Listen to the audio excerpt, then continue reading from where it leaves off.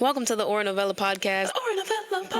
This episode is about Black public joy and the expressions of Blackness in the society that we live in. Award-winning author and placemaker Jay Pitter has written a book exploring themes of Black public joy. The themes associated with Black public joy are the collective desire for safely taking up space, feeling belonging, and freeing ourselves from fears of judgment in the broader society. Jay Pitter touches on the idea of the Black experience, being perceived as ghetto, respectability politics, and feeling like you have to adjust in public to be respected. She also speaks about how Black people feel the need to self-surveil and always be monitoring how they're acting while they're in public. She believes we shouldn't let things like that affect us. We shouldn't be self-surveilling ourselves and stop letting public perception change the way we act while we're in public. She also communicates the fact that it's okay to take up space in public.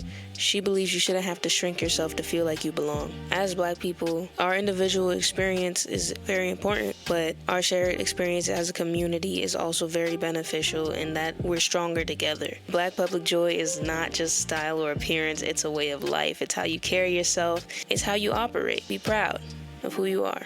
The neighborhood we'll be observing today is actually very special to me because it is my own neighborhood, the Oaks at Old Court. I figured I'd bring somebody that lives there, a resident on the podcast, so he can detail his own experiences with this topic today. Without further ado, introducing to the podcast my very own father. Yeah! Good afternoon. Good afternoon. How are you? I'm fine. Nice. So, when I say the Oaks at Old Court, what is that to you? Well, that's our development where we live, where I live. Could you tell us about the demographic of our neighborhood? Well, it's mostly Black, not Hispanic. That's about 90%. The other 10% is mixed with Hispanic, white, and Asian. Okay. My topic I chose is about Black joy in public. So Black authenticity, right?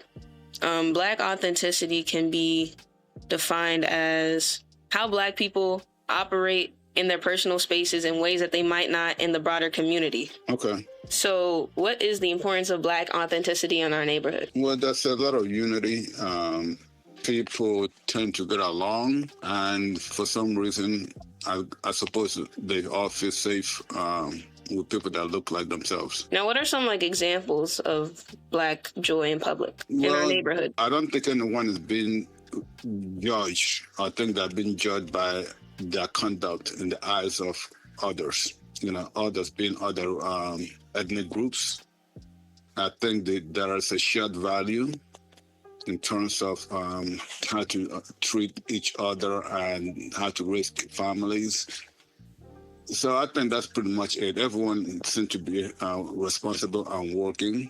Now, you live in a mostly Black neighborhood. How are things different? How might we act while we're inside the Oaks at Old Court versus outside of our neighborhood? What might be different? I think you're more authentic, to use the term. You feel a part of a community.